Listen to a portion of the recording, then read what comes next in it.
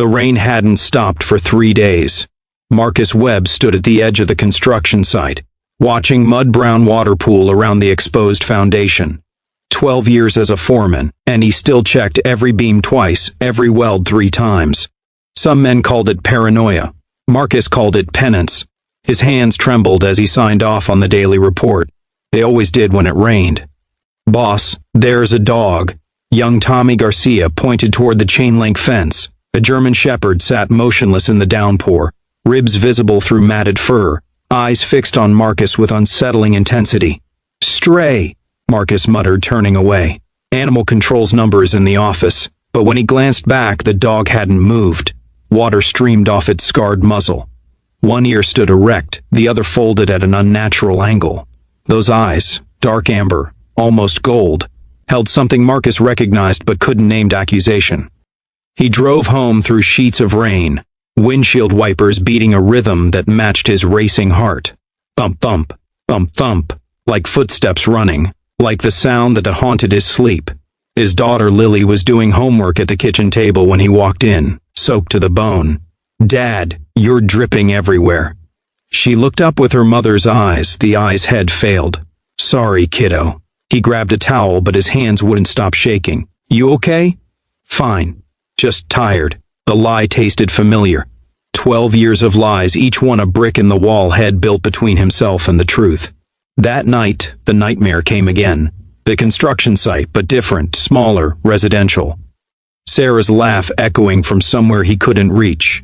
The crack of splintering wood. His own voice screaming her name.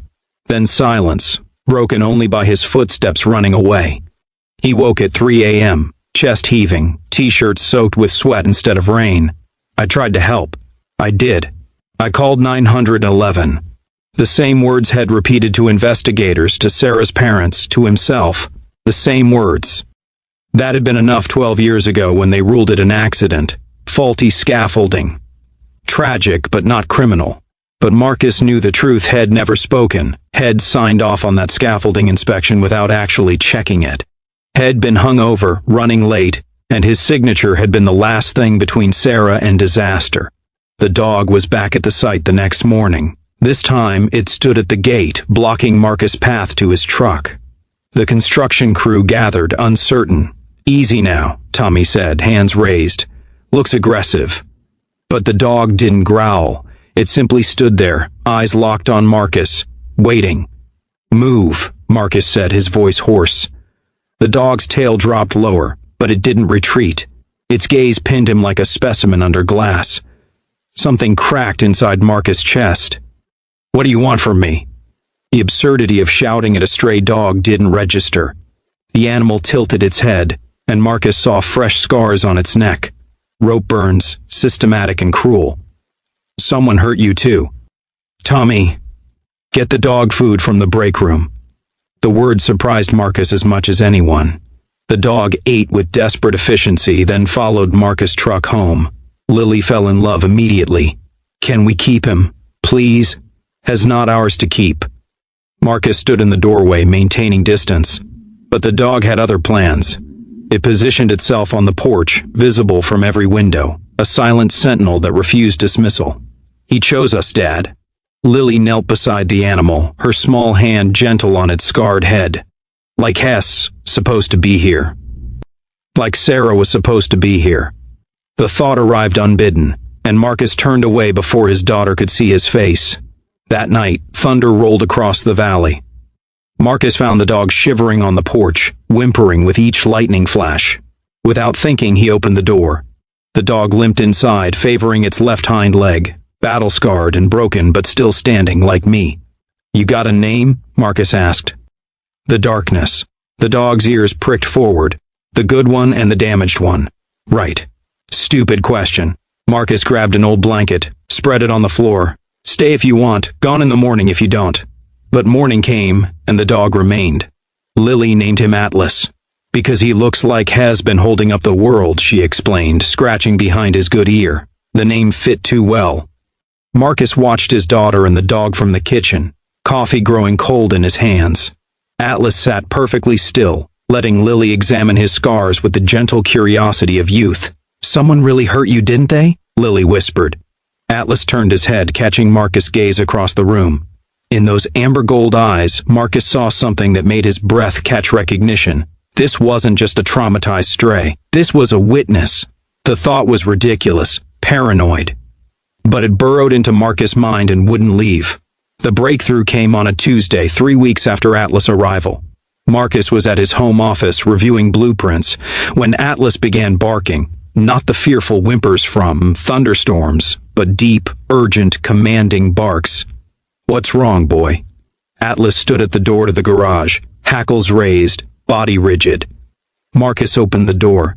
The dog bolted past him, straight to the metal storage cabinet in the corner, a cabinet Marcus hadn't opened in 12 years. "No." The word came out strangled. "Get away from there." But Atlas planted himself in front of the cabinet, barking insistently. His paw scraped at the base and something metallic shifted inside. Marcus' vision tunneled. His legs moved without permission, carrying him forward until he stood over the dog, over the cabinet, over the past head buried. "There's nothing in there." Another lie. The last one. Atlas sat, tail still, eyes boring into Marcus' soul. Then he did something extraordinary. He placed his paw on Marcus' shoe. Not aggressive. Not demanding. "Please." Marcus' hands shook as he pulled out. The key head kept on his keychain for 12 years, hidden among house keys and car keys, a constant reminder of the weight he carried. The cabinet opened with a rusty groan. Inside, a dusty file box. Inside the box, the original inspection reports from Sarah's construction site, and clipped to the front, in Marcus' own handwriting, scaffolding Bravo. Failed. Do not approve. His initial inspection, the one Head done properly before the hangover, before the second inspection where Head signed off despite the failure. There was more. Photographs Marcus had taken that morning, showing the cracked welds and unstable joints. Evidence Head hidden, because showing it would have meant admitting Head approved the scaffolding anyway. Evidence that would have destroyed him. Evidence that proved Sarah's death wasn't just an accident. Atlas whined softly, pressing against Marcus' leg as the truth Head carried alone for 12 years finally emerged into light. Marcus didn't remember calling the police. Didn't remember the hours of questioning, the reopening of the case, the arrest warrant issued for the site supervisor who had pressured him to approve the faulty equipment. He remembered Lily's hand in his when they finally came home. "Why didn't you tell someone, Dad?" "I was afraid." The words felt like pulling shrapnel from a wound.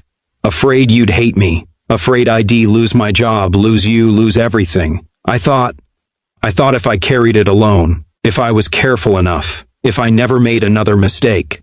You thought you could fix it by being perfect. The simplicity of her understanding broke him. 12 years of guilt poured out in sobs. Head denied himself, in apologies to a woman who couldn't hear them, in confessions to a daughter too wise for her age.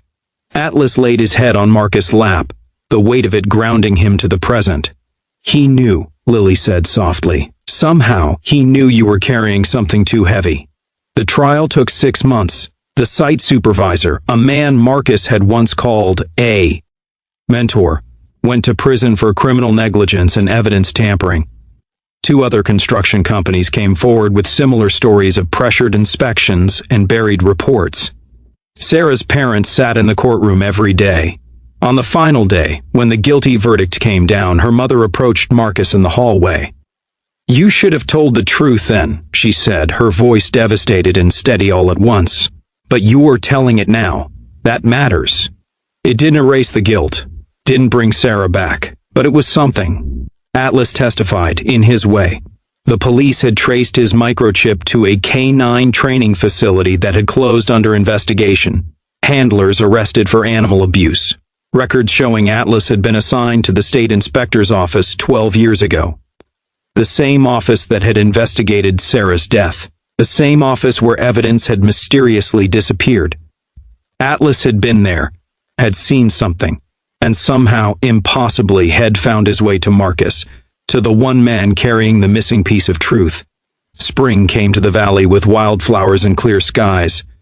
Marcus stood at Sarah's grave with Lily and Atlas, the dog's collar gleaming with the medal the state had issued for service in the pursuit of justice. "I'm sorry I ran," Marcus said to the headstone. I'm sorry I let fear make me a coward. I'm sorry it took 12 years. Atlas pressed against his leg, warm and solid and real. But I'm not running anymore. Lily placed flowers on the grave, bright yellow sunflowers, Sarah's favorite. Do you think Shed forgive him? She asked Atlas. The dog's tail wagged once, slow and deliberate. I think, Marcus said. Shed tell me that carrying guilt isn't the same as carrying responsibility. One destroys you, the other rebuilds you. They walked back through the cemetery together, 3 figures casting long shadows in the morning light. Atlas' limp was less pronounced now, months of good food and care healing the body if not erasing the scars. Marcus' hands still. Shook sometimes, especially when it rained. But they were steady now as he reached down to scratch behind Atlas' ears. Both of them, the good and the damaged. Thank you, he whispered. Atlas looked up at him with those amber gold eyes that had seen too much, known too much, and chosen, impossibly, to find Marcus in his darkness. Some truths are too heavy for one person to carry, some guilt is too deep for time alone to heal. But sometimes, rarely miraculously, the universe sends a witness, a broken warrior who refuses to let you run, a scarred survivor who knows that the only way out is through. Marcus Webb had carried guilt for 12 years. Atlas had carried the truth, and together they'd finally set both down. 6 months later, Marcus opened the Sarah Webb Foundation for Construction Safety, with Atlas as the official mascot. The dog spent his days visiting construction sites, his presence a reminder that someone is always watching, and the truth, no matter how buried, always has a way of coming to light. Some called it inspiration, others called it redemption. Marcus called it a second chance Head never thought he deserved, delivered by a dog who'd seen the worst of humanity and still chose to believe in the best. In the end, that's what saved them both, not the absence of scars, but the courage to let someone see them.